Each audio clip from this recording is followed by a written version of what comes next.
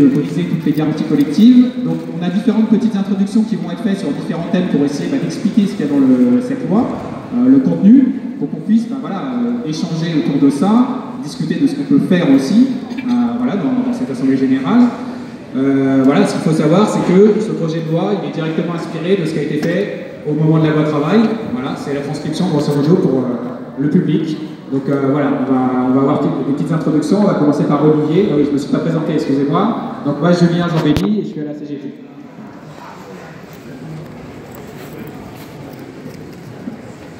Donc, je me présente, Olivier, je suis le secrétaire général de l'USA, administration parisienne. En préambule, je voudrais dire que cette assemblée générale, cette réunion d'information syndicale, elle résulte d'un appel intersyndical national à la grève pour le 9 mai et d'un appel intersyndical donc parisien, représentant toutes les organisations syndicales parisiennes qui nous réunissent ici pour qu'on puisse débattre et parler de ce projet de loi de transformation de la fonction publique. Donc je voulais tout d'abord vous lire le début de l'exposé des motifs de la présentation de la loi parce que c'est assez parlant sur la duplicité du gouvernement qui dit quelque chose tout en faisant une autre. Donc je vous présente l'exposé des motifs avant d'arriver au premier sujet. Mesdames, Messieurs, profondément attachés aux valeurs du service public, les agents publics se mobilisent au quotidien pour la sécurité, la prospérité et la cohésion de notre pays.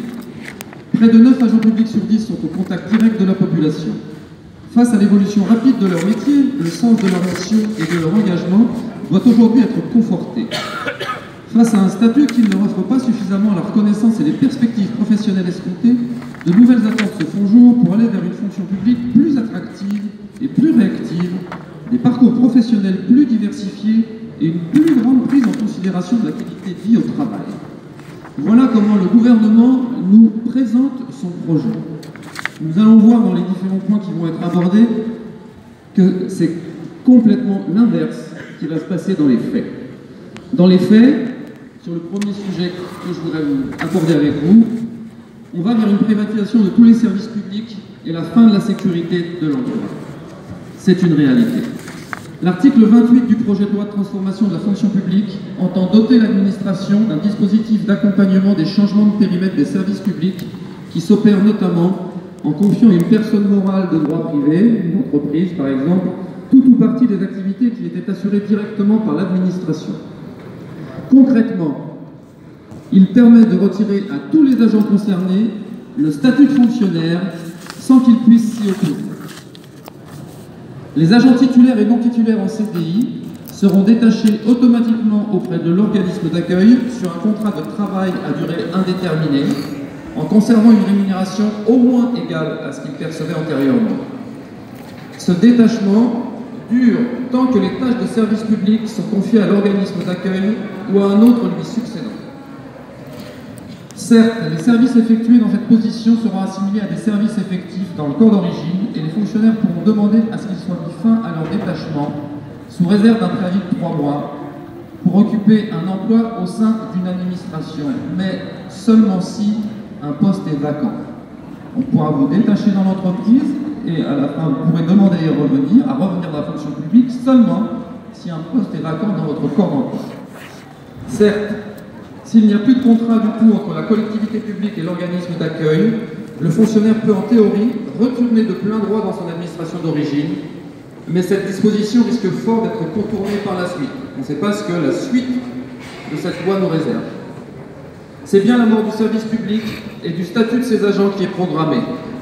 Ces dispositions, combinées avec l'introduction de la rupture conventionnelle, comme dans le privé, et de l'indemnité de départ volontaire, si la collectivité le prévoit, ouvrent la voie à une privatisation sans limite autorisée à l'État et aux collectivités territoriales. C'est la fin de la sécurité de l'emploi qui garantit un avenir aux agents, mais qui protège aussi les fonctionnaires contre l'arbitraire et le favoritisme, et donne ainsi à la puissance publique les moyens d'assurer ses missions sur tout le territoire, dans le respect des règles d'impartialité et de continuité. C'est la raison pour laquelle toutes nos organisations syndicales appellent à la grève et à la manifestation nationale le 9 mai, et nous sommes là pour que cette grève et cette manifestation soient particulièrement fournies. Merci de votre écoute.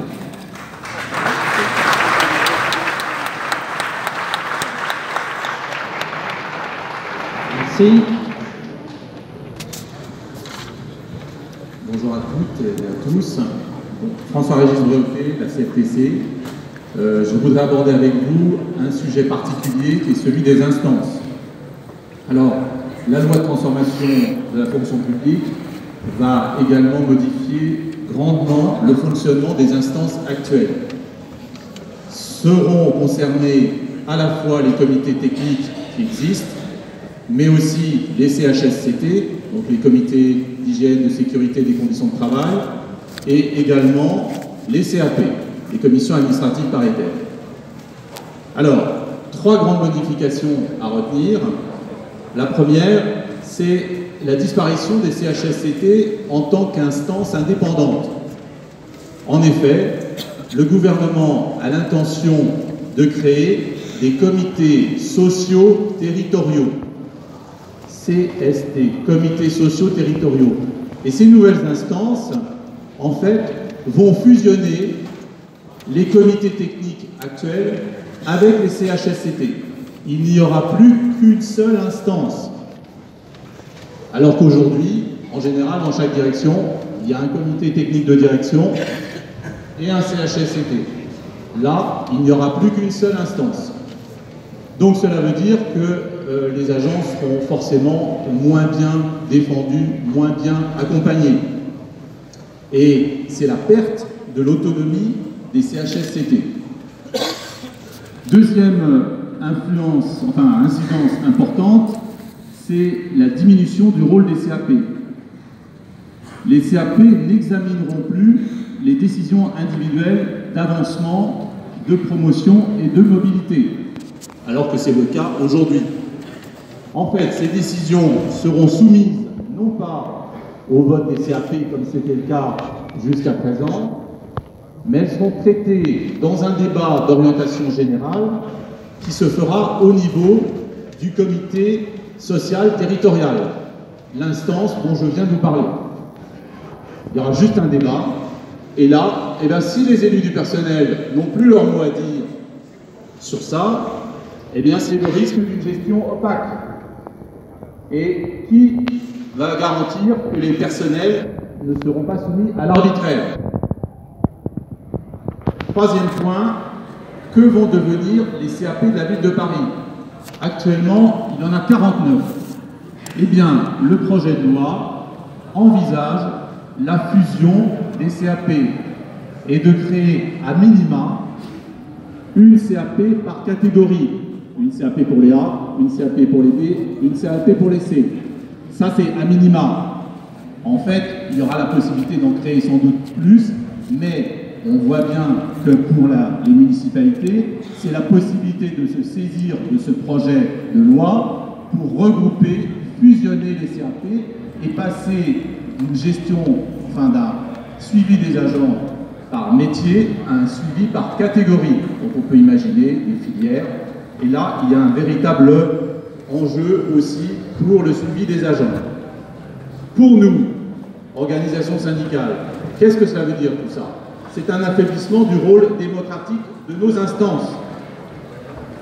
Donc, voilà, il y a urgence à se mobiliser et ces dispositions se trouvent dans le titre 1 du projet de loi sur 4 articles. Voilà.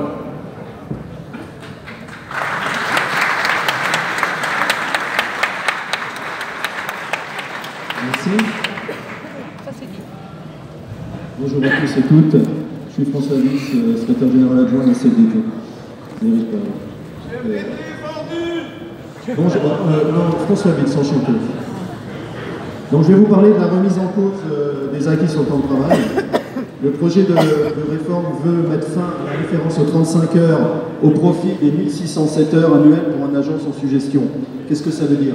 Ça veut dire que c'est la suppression de tous les accords locaux en dessous de 1607 heures. C'est donc la fin du protocole d'aménagement du temps de travail qui a été validé par le Conseil de Paris en 2001. Donc la ville de Paris aura un an après les élections municipales pour redéfinir les règles relatives au temps de travail afin de respecter les fameuses 1607 heures. Donc ce sera une remise à plat totale. Ça veut dire une augmentation du temps de travail pour chacun d'entre nous. Ce sera plus de jours de travail, avec des journées souvent plus longues et moins de congés. Voilà ce que prévoit aujourd'hui le gouvernement. Ça impliquera donc une redéfinition du temps de travail, donc des conditions de travail, avec une renégociation, une rediscussion des cycles de travail, voire même de l'horaire variable. Le texte ne remet pas, même si le texte ne remet pas théoriquement en cause les suggestions, par exemple pour le travail de nuit, le travail du dimanche, le travail en horaire décalé, le travail en équipe, il y aura quand même un risque que la nouvelle organisation du travail remette en cause les cycles qui aujourd'hui vous donnent des suggestions, donc vous feront au final travailler plus. Mais c'est aussi un risque de réduction des JRTT, parce qu'il faudra travailler encore plus pour obtenir le même nombre de JRTT qu'aujourd'hui. Une autre conséquence, c'est la suppression de 8 jours de congés annuels. Le texte est clair, il limitera le nombre de congés annuels à 25. Les 8 jours que nous avons acquis en force de lutte pendant des années, eh ben, ils seront supprimés. Ce sera vraiment une régression totale, un cas unique dans l'histoire du temps de travail. Enfin, comme je vous disais, les congés annuels seront plus de 33 mais de 25, mais il ne faut pas oublier qu'il y aura encore et toujours la journée de solidarité, puisque c'est une journée de travail supplémentaire, donc c'est encore plus de pénibilité et moins de vie personnelle. Travailler plus, et c'est surtout par effet de ricochet, et on vous en parlera après, moins de vacataires et moins de contractuels. Parce que si vous travaillez plus, on va dire on n'a plus besoin d'effectifs. Vous serez plus crevés, mais les collègues qui sont précaires, eux, ils seront dehors. Et c'est pourquoi on dit non. À Paris, on est déjà au taquet, on ne peut pas travailler plus parce que la charge de travail, elle est déjà trop lourde dans nos nombreux services. Et c'est pour ça que pour nous, pour l'ensemble des organisations syndicales de la ville, l'unique référence, ce doit être les 35 heures par semaine sans annualisation du temps de travail. Je vous remercie. Merci. Oui, bonjour, Benjamin Poiret du SUPAP FSU. Je crois qu'il y a une grande cohérence dans ce projet de loi. On nous présente comme de nouveaux droits des dispositions qui, dans l'ensemble, ne visent qu'à liquider le service public et la fonction publique et son statut. Et à terme, dans un avenir qui peut être rapproché, la fonction publique, ça peut devenir quelque chose comme ce qui s'appelait autrefois France Télécom, mais s'appelle maintenant Orange, ou comme la Poste, c'est-à-dire une fonction publique où il y aura quelques très hauts fonctionnaires et pour le reste, des corps en voie d'extinction et une majorité d'agents de droit privé. Une fonction publique qui sera réduite à quelques centaines de milliers d'agents parce que des fonctions qui sont actuellement exercées à Paris par le service public, les crèches, le nettoiement, etc., pourraient être exercées tout simplement par des entreprises privées ou par des associations. C'est dans ce cadre-là qu'intervient comme une pièce au milieu du puzzle la question qui est importante de la rupture conventionnelle. Et la rupture conventionnelle, elle nous est présentée comme un nouveau droit. Alors, il arrive souvent que des collègues nous téléphonent au syndicat, mais en disant « Est-ce que je ne peux pas négocier mon départ avec la ville de Paris j'en peux plus, c'est insupportable de rester dans les services tels qu'ils sont. » Eh bien non, pour le moment, ils ne peuvent pas négocier ce départ. La contrepartie de ça aussi, c'est la sécurité de l'emploi pour nos camarades en CDI dans une certaine mesure et surtout pour l'ensemble des fonctionnaires. Et ce que ce projet veut mettre en place, c'est ce qui s'est passé tout simplement dans le privé. Ce dispositif de rupture conventionnelle dans le privé, il a été introduit il y a une douzaine d'années, présenté d'ailleurs comme un nouveau droit. Et puis, qu'est-ce qui s'est passé? C'est qu'il y a 10 ans, eh bien, il y avait une centaine de milliers de collègues dans le privé qui avaient recours à ce dispositif. Maintenant, il y en a près de 450 000, 437 000 au cours de l'année 2018. Et qu'est-ce qui se passe en réalité? C'est que la plupart du temps, ce recours à la rupture conventionnelle eh bien, est à l'initiative en réalité de l'employeur. Parce que ça coûte moins cher que des plans de licenciement, parce que ça coûte moins cher qu'un licenciement.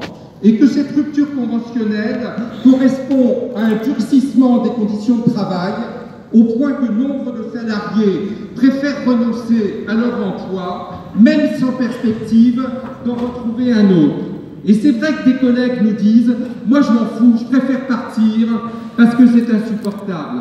Eh bien nous ne voulons pas que des milliers de collègues de la ville de Paris, parce que leurs conditions de travail deviennent insupportables, soient dans les faits contraints de partir parce que l'employeur ne veut pas prendre sa responsabilité sur les risques psychosociaux, parce que l'employeur donne des conditions de travail insupportables, parce que l'employeur est prêt à sacrifier les services publics et à les privatiser. Hein? L'exemple qu'on reproduit dans le papier qui est donné à l'entrée, c'est que, interrogé sur la question, tout simplement, 65% des salariés lient la rupture conventionnelle à une insatisfaction liée à leur emploi et 46% pointent simplement une mésentente avec leur chef. Imaginons si la rupture conventionnelle liée avec les autres dispositifs qui sont le recrutement massif de contractuels, la possibilité de privatiser les services publics en détachant les agents au sein d'entreprises privées ou d'associations sont mises en œuvre. Imaginons ce qui restera de la fonction publique généralement et de la fonction publique dans les collectivités territoriales. C'est pour ça que face à des attaques qui sont sans précédent depuis toujours, dirais-je, à l'intérieur de la fonction publique, il est absolument nécessaire qu'on se mobilise tous ensemble pour faire céder ce gouvernement.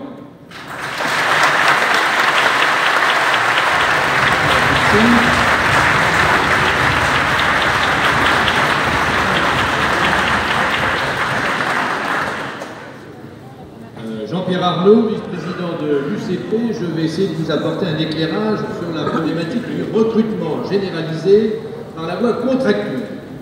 Le recours à la voie contractuelle de manière généralisée, c'est la mort programmée de la fonction publique et le retour à la précarité. Alors, soyons clairs, il ne s'agit pas, à cette occasion, d'opposer les salariés entre eux.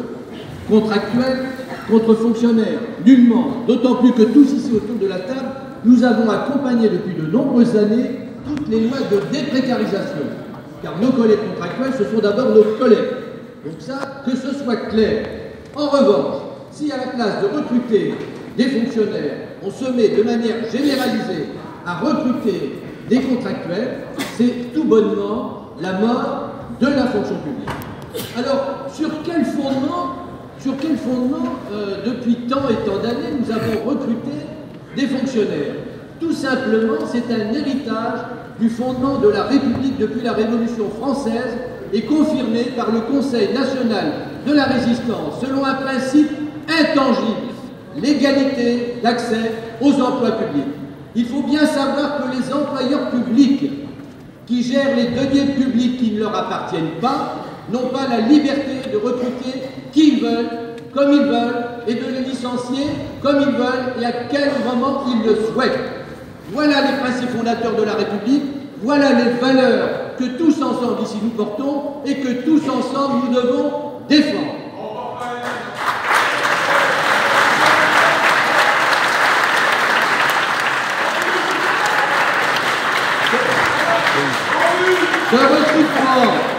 Ce recrutement également de contractuels va se faire au niveau les plus élevés, même pour désigner les cadres dirigeants, que ce soit de l'État, que ce soit de l'hôpital ou que ce soit de la fonction publique territoriale. Et bien évidemment, ça concernera également la vie de Paris.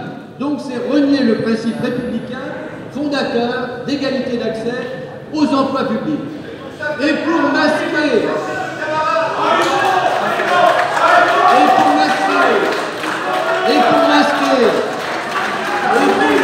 cette supercherie,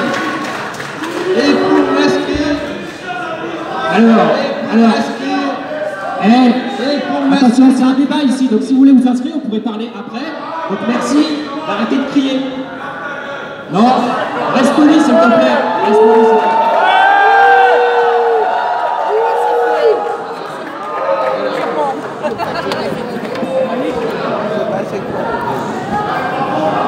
Ce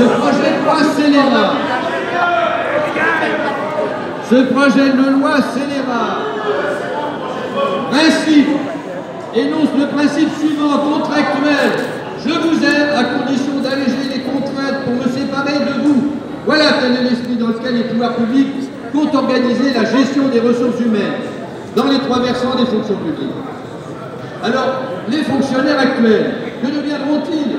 Nous serons tous dans des corps en voie d'extinction. Et si demain, on ne recrute plus de fonctionnaires, cela posera également des problèmes dans le déroulement des carrières et, dans un court terme, l'équilibre financier de notre caisse nationale de retraite des agents des collectivités locales. Voilà la réalité. Alors nos dirigeants qui maîtrisent la communication, c'est dans l'affichage. Vous vous rendez compte ce qui est écrit dans ce projet de loi? Ils écrivent « Nous voulons transformer et simplifier le cadre de gestion des ressources humaines. » Simplifier. Platon écrivait « La perversion de la cité commence par la fraude des mots. » Eh bien, 3000 ans après, c'est toujours d'actualité. Cette simplification est poussée à l'extrême en créant un contrat à durée déterminée de projet ne pouvant excéder 6 ans et pouvant s'achever de manière anticipée dès la réalisation du projet. C'est bien la consécration de la précarité dans la fonction publique. Alexis de Tocqueville disait « Je crois qu'il y a des résistances honnêtes et des rébellions légitimes. Mobilisons-nous tous ensemble le 9 mai pour promouvoir le service public à la française au cœur de l'action publique. »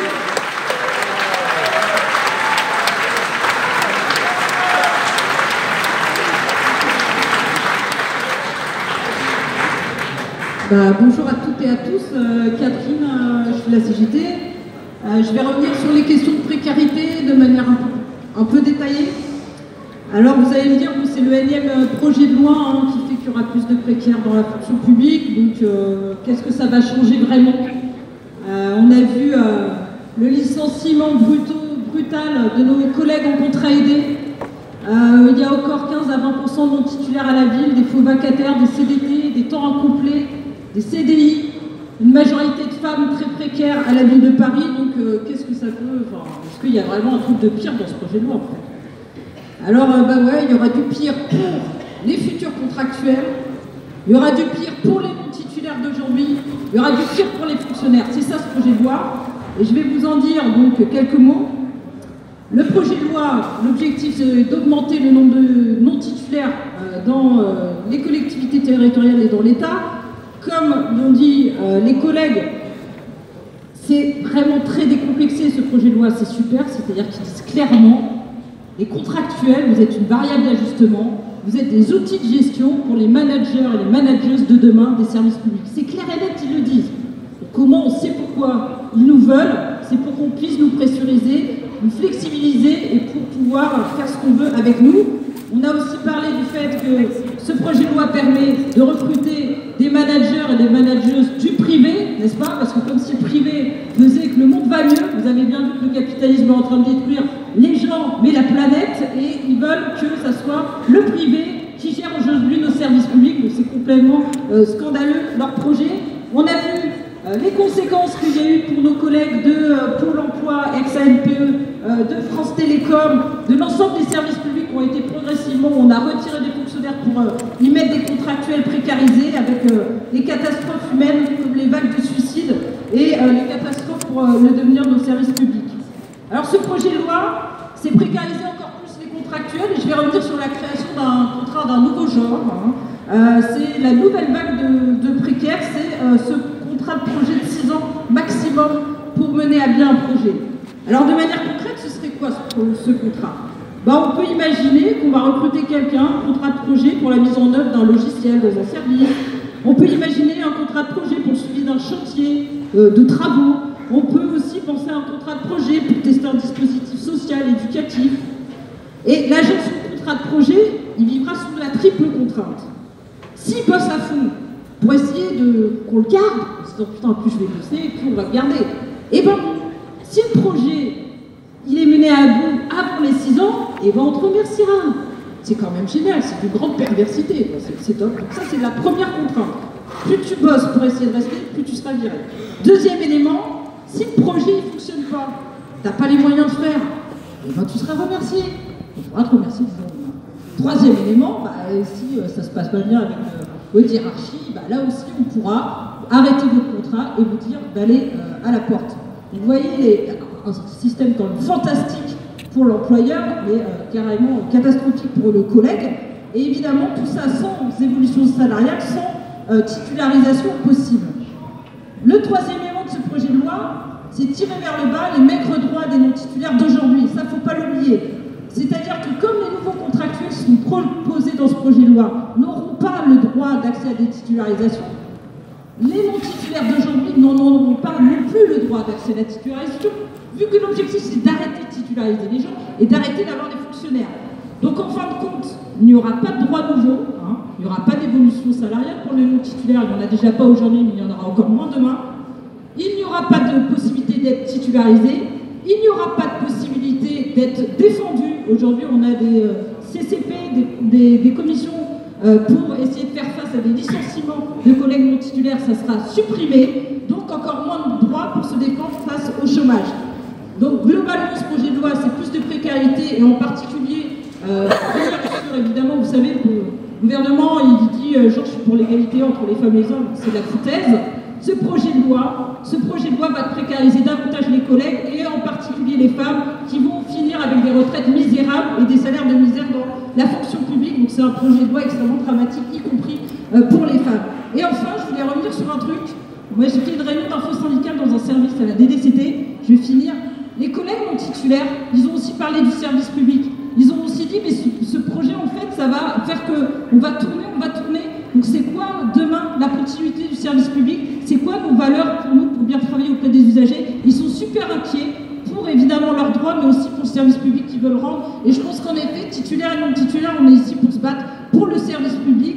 Et pourquoi on appelle le 9 mai, par rapport au gouvernement, à une vraie loi de titularisation, mais aussi par rapport à la ville de Paris. On a des propositions, je vais finir là-dessus, pour la ville, pour ouvrir des négociations sur les précaires de la ville de Paris. Et pour conclure, 3 éléments positifs aussi, parce que déjà on est très très nombreux et nombreuses dans cette salle, et je trouve que c'est vraiment un très très bon début. Mais on pourrait se dire, bon de toute façon, c'est tellement haut la barre, les non-titulaires ils vont rester précaires, c'est comme ça. Voilà, moi je pense qu'il y a... Voilà, moi par exemple, j'étais non-titulaire, c'est parce que je me suis battue avec des collègues, avec les syndicats, que j'ai pu être déprécarisée par une loi qui n'était pas au top en 2012, mais ça m'a permis aujourd'hui d'être fonctionnaire, et je suis fière parce que maintenant j'ai des garanties collectives et je peux ne pas être foutue au chômage du jour au lendemain. Deuxième élément, aujourd'hui il y a des mobilisations partout, et je vais finir. Et troisième élément, vous avez vu, il y a 1 milliard d'euros qui arrive du jour au lendemain pour Notre-Dame. L'argent, il y en a. L'argent, il y en a.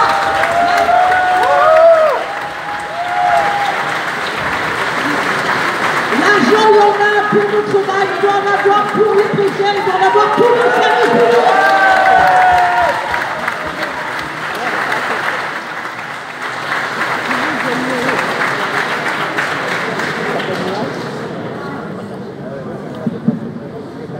Oui, Bertrand Vincent pour Fourche-Auriguel. Je vais insister donc sur 2 points précis, parce que vous êtes tous des agents de la ville de Paris. Nous partageons quelque chose en commun, la fiche de paye. Je parle évidemment du format, de la couleur, de notre employeur. Force est de constater que Madame la maire de Paris ne s'est pas positionnée par rapport à cette loi, qui touche donc directement tous ses agents. Je rappelle que dès qu'il y a une petite grenouille quelque part dans une mare, le bouge, elle a été communiquée, force est de constater qu'il n'y a rien de sa part. Donc nous avons donc demandé toutes les organisations syndicales qui sont ici à la rencontrer pour connaître, sa position, et puis aborder donc les problèmes qui ont fâché. L'un des problèmes qui ont fâché, chers camarades, quand vous lisez l'article 17 de l'avant-projet de loi. Ce projet de loi, je rappelle, il est accessible à tous, chacun, sur Internet, vous allez sur Code12 et vous le déroulez. Vous avez également donc des organisations syndicales ici qui ont fait donc des tracts. Je vous demande donc de vous en saisir, d'expliquer. Ne venez pas uniquement à l'Assemblée Générale pour nous écouter. Vous avez besoin également de vous approprier donc ce texte et toutes les conséquences qu'il va y avoir. Le temps de travail. Effectivement, camarades, vous bénéficiez à la ville de Paris, de par les luttes syndicales, de par l'histoire de la ville de Paris depuis la libération, de 33 jours de congés annuels. Quand je dis congés annuels, ce sont des congés annuels. Vous bénéficiez également d'un certain nombre de cycles de travail qui vous permettent d'avoir donc des GRTT, etc. L'article 17 de ce projet de loi envoie tout ça, il n'y a pas d'autre mot, à la poubelle. À la poubelle. Il faut savoir que donc, les dérogations que nous avions pu arracher avec des combats multiples et variés, c'est clair que les organisations syndicales ici, c'est quand même pas rien, camarades, il faut en saisir. C'est un point d'appui pour le combat futur. On a des divergences, on a d'autres points de vue. Mais sur cette loi, nous sommes unanimes. Nous avons fait des tracts ensemble, nous avons appelé à la grève ensemble, nous avons appelé à cette Assemblée Générale ensemble. Et c'est important que l'on puisse en discuter ensemble, notamment sur les conséquences qui vont toucher tout le monde. Quand je dis tout le monde, ce sont des cadres, les titulaires, les non-titulaires, que ce soit dans tout le service. Est-ce que vous êtes prêts à perdre 8 jours de travail? On va faire un référendum. Est-ce que vous êtes prêts à perdre 8 jours de congé? Tout ce que là. Voilà, il y a un début de ensemble d'explication. Le deuxième point important, camarades.